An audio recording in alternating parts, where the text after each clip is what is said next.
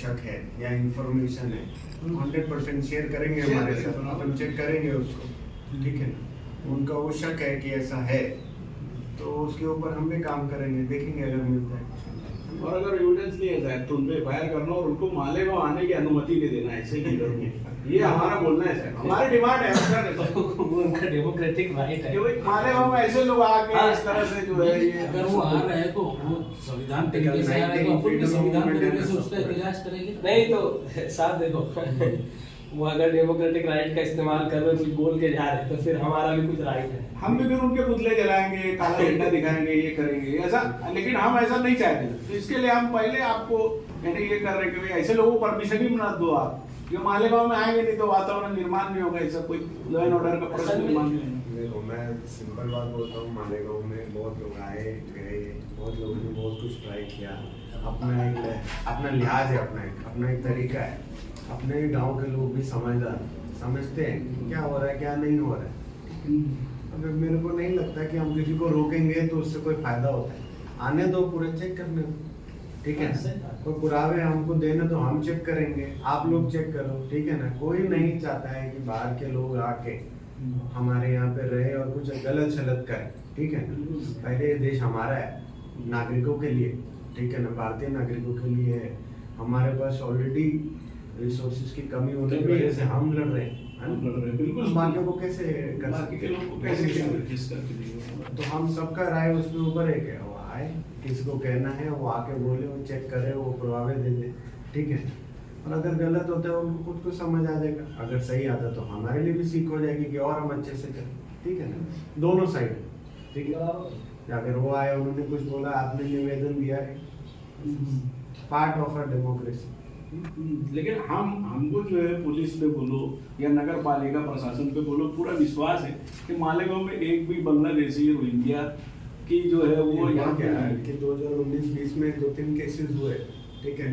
किसी ने बोला कि कोई फैक्ट्रियों पे बांग्लादेशी काम करते, 2-3 केसेस भी हमको मिले आयशा नगर पुलिस स्टेशन में दखल ऐसे केसेस। तो ऐसा नहीं है कि पहले नहीं मिले बांग्लादेशी, अपने को मिले हैं, ठीक है। और ये कंटिन्यूस प्रोसेस है। बांग्लादेश में अभी हालात भी ठीक नहीं थे, ठीक है। बीच में उनका गवर्नमेंट चेंज हुआ, बहुत सारे लोग इन्फिल्ट्रेट करते हैं, नई जगह पे जाते हैं। हो सकता है आगे, हो सकता है उनका शक सही हो, नहीं, लेकिन बस्ती के बस्ती बस गई, पूरे लोग बस गए आगे, ऐसा नहीं है। एक आ गया होगा शरण। मालेगांव को फैक्ट्री लफ्ज बोलना, दिस इज नॉट ट्रू। अभी मैं उनकी एक बाइट सुना, उसके अंदर बस एक सवाल किए कि 2018, 19, 20 से चेक करना है, तो बोले नहीं मुझे 1 महीने का चेक करना है। अब ये 1 महीने में हमको शंका हो रही है। हमको ऐसी शंका है ना साहब, उनके 1 महीने वाले बयान पर क्या उन्होंने उनके लोग लगाकर कुछ बोगस डॉक्यूमेंट्स बनाए, जो वो 1 महीने का बार बार जो टारगेट बता रहे हैं कि हमको 1 महीने का डॉक्यूमेंट चेक करना है। हमको ये डाउट है कि जिनके नाम नहीं है उन्होंने बोगस उनके लोगों को लगा के डॉक्यूमेंट्स बनाए, और ये कर नहीं तो बाद में कभी भी इसी को आगे करेंगे कि 8-10 पुरावे हमारे पास है जिनके नाम नहीं है, बाकी इनका जन्म दाखिला है। ये हमको इनकी पूरी किरीट सोमैया बोलो, नीतीश राणे की जो प्लानिंग के तहत करे, हमको ये डाउट है कि इन्होंने करे, इन्होंने ही करे जो जिस तरीके से लोग मालेगांव को टारगेट कर रहे। एक प्लानिंग के तहत, ये लोग अनप्लान नहीं है, ये लोग प्लान के तहत कर रहे हैं। और हमको इनके ऊपर 100% डाउट है क्या ये लोगों ने ही कुछ बोगस डॉक्यूमेंट्स बनाए हैं। देखो ना, ये निवेदन के साथ आप ये निवेदन मालेगांव प्रशासन कॉर्पोरेशन, ठीक है ना, उनको जन्म दाखिले की पड़ताल करने दो। अगर उनको लगता है कि ये किसी प्लानिंग के तरीके से 1 महीने में हमको कुछ नजर आ रहा है कि कुछ गड़बड़ है, तो वो अपना जवाब देंगे, ठीक है। बाकी रही इधर चेकिंग करने की बात ऑन ग्राउंड, तो वो मैं चेकिंग करता रहता हूँ, मेरे को इन्फॉर्मेशन आती रहती है, मैं वो भी चेक करता हूँ, ठीक है। और अगर उन्होंने कोई मेरे को इन्फॉर्मेशन देंगे तो मैं वो भी जाके स्पॉट पे चेक करूँ। देखो, हो सकता है मिल जाए, हो सकता है नहीं मिल जाए, ठीक है।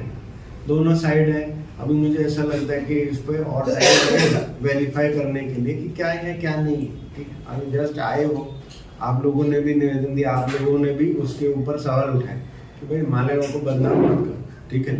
किसी भी जगह के ऊपर एडजेक्टिव लगाना ठीक नहीं होता, ये फलाना जगह है, या ऐसा जगह है, वैसा जगह है, ऐसा नहीं होता, ठीक है। चलो, उनके जो मत थे उन्होंने वो पेश किए, आपने निवेदन दिया, आपने अपना मत पेश किया, हमको जो दिखेगा हम उस प्रकार से कार्रवाई करेंगे, ठीक है। आपके चीज आना हुआ और क्या डिमांड था आपका? रजिस्टर 30 दिसंबर को मालेगांव शहर में किरीट सोमैया नामी शख्स जो कि भारतीय जनता पार्टी महाराष्ट्र यूनिट के नायब सदर हैं, इन्होंने मालेगांव में तहसीलदार, प्रांत ऑफिसर और कॉरपोरेशन के म्युनिसिपल प्रशासक ऐसे अलग अलग अधिकारियों से मुलाकात करते हुए मालेगांव के ताल्लुक से कुछ बातें रखी। उन बातों में उन्होंने ये बताया कि मालेगांव के अंदर बांग्लादेशियों को यहाँ पर और रोहिंग्यास को जो रोहिंग्या के वो लोग हैं उनको यहाँ पर बसाने का काम किया जा रहा है। कॉरपोरेशन उनको गलत ढंग से यहाँ पर बसा रही है और जन्म दाखिले इशू कर रही है। इसके अंदर उन्होंने प्रेस कॉन्फ्रेंस लेते हुए एक अखबार की कुछ कटिंग दिखाई मीडिया में प्रेस कॉन्फ्रेंस। इस अखबार की कटिंग में उन्होंने बताया कि इतने इतने पेपर नोटिस निकल रहे हैं और गैर कानूनी ढंग से जन्म दाखिले इशू हो रहे हैं। तो सबसे पहले तो सवाल ये आता है कि अगर गैर कानूनी ढंग से कोई जन्म दाखिले इशू होते हैं तो उनकी पेपर नोटिस नहीं निकलती। जो सीधा काम होता है, जो सही काम, जो दुरुस्त होता है कानून के नज़र से या कानून के तरीके से, उसी की पेपर नोटिस निकलती है। तो यहीं पर समझ में आ गया कि वो गलत बयान है। दूसरा, मीडिया के लोगों ने उनसे सवाल किया कि आप 2-3 साल का रिकॉर्ड निकालेंगे, तो उन्होंने कहा नहीं, हम सिर्फ 1 महीने का ही चेक करेंगे। तो ये 1 महीने का चेक करेंगे जुमले में कहीं ना कहीं एक साजिश की बू आती है। दूसरा ये कि इस तरीके का एक माहौल मैं समझता हूँ पार्लियामेंट इलेक्शन के बाद खास तौर से बनाने की एक कोशिश की जा रही है मालेगांव को बदनाम करने की। मालेगांव शहर के अंदर तमाम खास तौर से सेंट्रल हल्के की जो वोटर्स हैं अकलियती तबके के, इन लोगों ने एक सेकुलर पार्टी को वोट दिया लाखों की तादाद में। तो ये फिरका परस्तों को कहीं ना कहीं हजम नहीं हो रहा है, ऐसा हमारा मानना है। आज हम देख रहे हैं कि जिस ताल्लुक से बयानबाजी माजी में भी हुई और अभी भी हुई, नीतीश राणे को ले लीजिए या किरीट सोमैया को ले लीजिए। अभी फिलहाल करंट में नीतीश राणे ने बयान दिया कि राहुल गांधी और सोनिया गांधी को वोट देने वाले देशद्रोह हैं या ये राष्ट्र हित में दुरुस्त नहीं है।